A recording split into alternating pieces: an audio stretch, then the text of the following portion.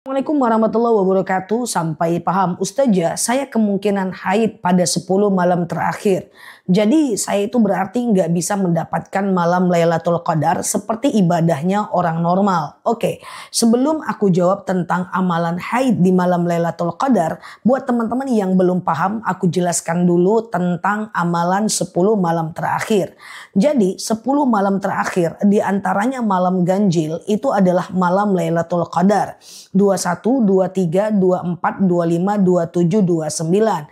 Dalam hadis Bukhari dan dalam hadis riwayat Muslim dijelaskan bahwa Rasulullah SAW selalu mengencangkan jubahnya dan ikat pinggangnya untuk beriktikaf di 10 malam terakhir, dan para istri beliau mengikuti setelah kepeninggalan beliau. Artinya amalan yang mencontoh daripada amalan baginda Nabi di 10 malam terakhir adalah beriktikaf. Apa itu iktikaf? Duduk tenang diam di masjid atau di musola. Ngapain? Baca Quran, zikir, solawat, ingat kekurangan diri, sholat sunnah.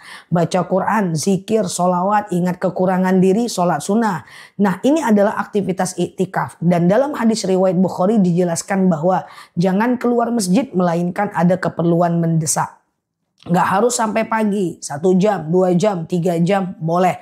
Kalau batal wudhunya, ambil wudhu lagi. Nah, pertanyaannya gimana dengan orang-orang yang haid? Jangan putus asa. Yang haid bisa kerjakan di rumah adalah yang tadi saya sebutkan, sholawat, zikir, ingat kekurangan diri, kemudian bisa mengulang hafalan walaupun tidak memegang mushaf dan tidak melakukan sholat sunnah.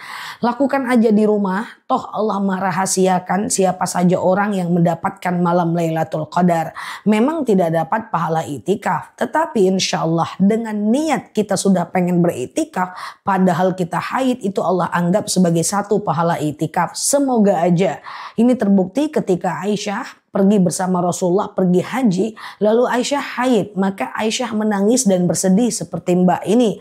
Apa kata Rasulullah? Engkau telah mendapatkan pahala haji karena haidmu bukan darimu tapi atas kehendak Allah. Semoga bermanfaat. Follow kanal ini, hadir di live ceramah dan tanya jawab bareng aku, dan cek video aku yang lain. Semoga betah ya belajar di akun ini. Nyaloki di sini sampai paham. Assalamualaikum warahmatullahi wabarakatuh. Assalamualaikum warahmatullahi wabarakatuh. Sampai paham Ustazah, di masjid ini di kampung-kampung ada banyak musola. Kadang azannya nggak serentak.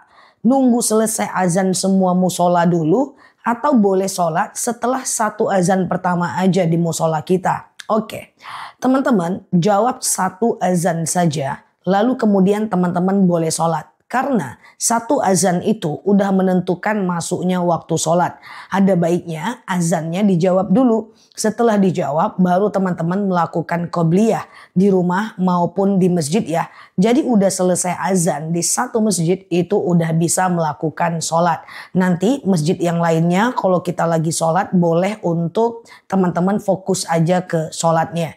Semoga bermanfaat ya. Yang baru mampir boleh follow kanal ini, like, subscribe video saya ini. Cek ribuan video saya yang lain, hadir di live ceramah dan tanya jawab bareng aku, dan semoga betah ya belajar di akun ini. Lalu di sini sampai paham. Assalamualaikum warahmatullahi wabarakatuh. Assalamualaikum warahmatullahi wabarakatuh. Sampai paham. Saya anak perempuan dari ibu saya. Bolehkah saya berzakat ke ibu kandung saya? Oke.